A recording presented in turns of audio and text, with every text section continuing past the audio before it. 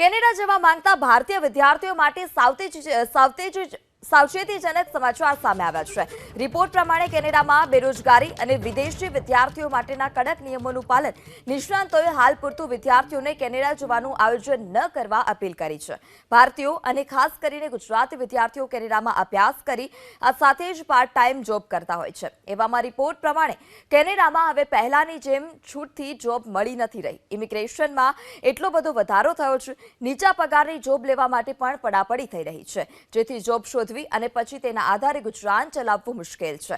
કેનેડામાં હાલમાં લગભગ 10 લાખ જેટલા વિદેશી વિદ્યાર્થીઓ રહે છે, જેમાંથી મોટા ભાગના નીચા પગારના પાર્ટ ટાઈમ જોબ કરે છે।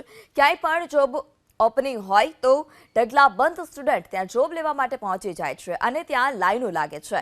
ઓવરસીઝ ફ્રેન્ડ્સ ઓફ કેનેડામાં ચેરમેન હેમંત શાહે અપીલ કરી કે કેનેડામાં હાલ રહેવા અને રોજગારીની વિકટ સમસ્યા છે, જેથી હાલના સમયને જો કેનેડા જવા જે લોકો ઈચ્છુક હોય તે લોકો રાહ જુએ।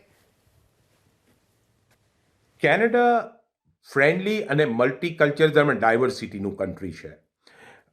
મારા જેવા ઘણા ભારતીયોને વર્ષોથી કેનેડાએ અમને આવકાર્યા છે, પણ હમણાંની જો પરિસ્થિતિ જોતા કેનેડાની, આપણા ઇન્ટરનેશનલ સ્ટુડન્ટ, આપણા ખાસ ગુજરાતી વિદ્યાર્થીઓને એક નમ્ર વિનંતી કે આપ કેનેડા આવવાનું વિચારતા હો તો હમણાં થોડો આવવાના સમયને થોડો પોઝ આપો, કારણ કે કેનેડામાં પરિસ્થિતિ મેઇન હાઉસિંગનો પ્રોબ્લેમ છે, બીજા નાના મોટા જે વિદ્યાર્થીઓ જોબ કરી રહ્યા છે એ જોબનો પ્રોબ્લેમ છે, અને સૌથી અગત્યનું કેનેડાની સરકારે વિદ્યાર્થીઓ ઇન્ટરનેશનલ સ્ટુડન્ટના રૂલ્સ ઘણા સ્ટ્રિક્ટ કરી નાખ્યા છે અને ઘણા ચેન્જ કરી નાખ્યા છે, એટલે એની અંદર આપણા વિદ્યાર્થીઓને જરૂર તકલીફ પડશે।